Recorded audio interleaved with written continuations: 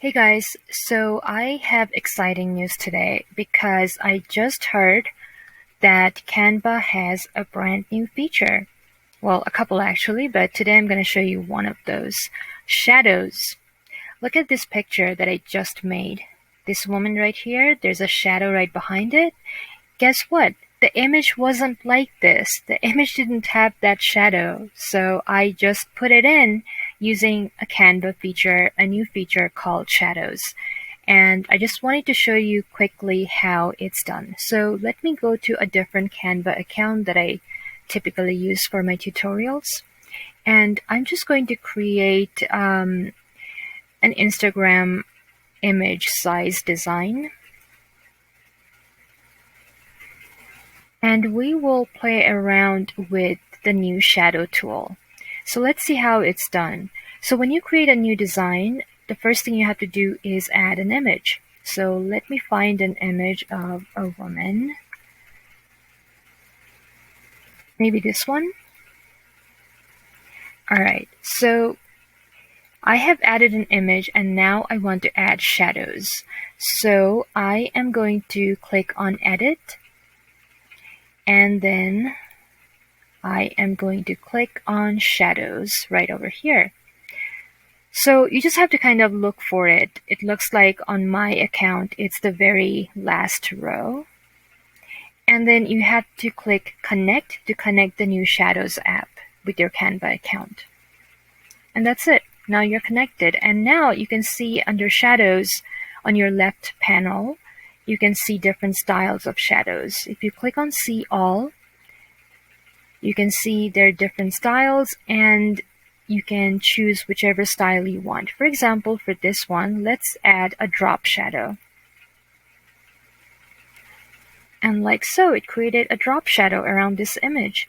And now you can click on this again, and that brings up the adjustments. So you can adjust the shadow to be by default on the bottom right, or you can choose it to be bottom left, and the shadow moves. If you see over here, it can be just right, it can be just left, whichever you want. So I am gonna go with bottom right, and as you can see, this is the shadow.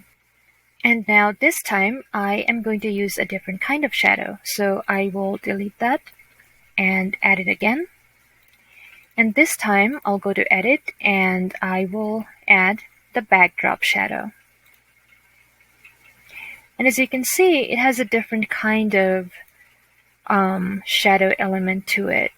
Instead of a drop shadow, it looks as if this shadow is falling on the back of the image.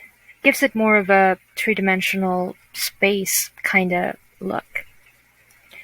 But anyway, this is not... Okay, it glitched for a second for some reason. So this is a cool thing to do, but it's even cooler when you apply it to actual shapes. For example, if I go back to this one, as you can see, the woman over here, she has a backdrop shadow to her, and it's actually showing her features like her hand, finger, her head, her hat, for example. So I want to create something like that with this one. So I will get rid of that again and add the image back, and I will use the background remover first to get rid of the background, the magenta background. Takes a few seconds. There we go. So now I don't have the background anymore, and I want to add a backdrop shadow to this image. So I will go back to edit, and then I will add backdrop.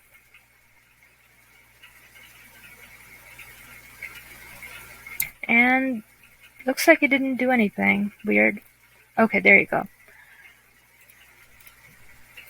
So there you go, that's the backdrop. So if I want to play with it some more, if I click on the adjustment settings, I can play with the vertical or the horizontal angles. Okay, what happened? it looks like the feature is still a little glitchy because it's still brand new. It was just rolled out, so maybe that's why it's taking a couple of tries to do the right thing. So yeah, it's working now. So let's play with the vertical angle and the horizontal angle. And as you can see, you can play with it and make it look like however you want to make it look like. You can play with the transparency, you can play with the blur, and there you go.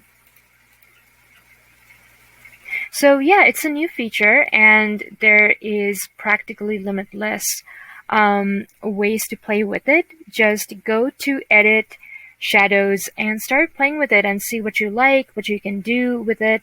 There are different types like drop shadow, angle shadow, curved shadow, page lift. So try all of those out and you can create really interesting things with these shadow elements from now on. Hope you like it. I'll see you later. Bye.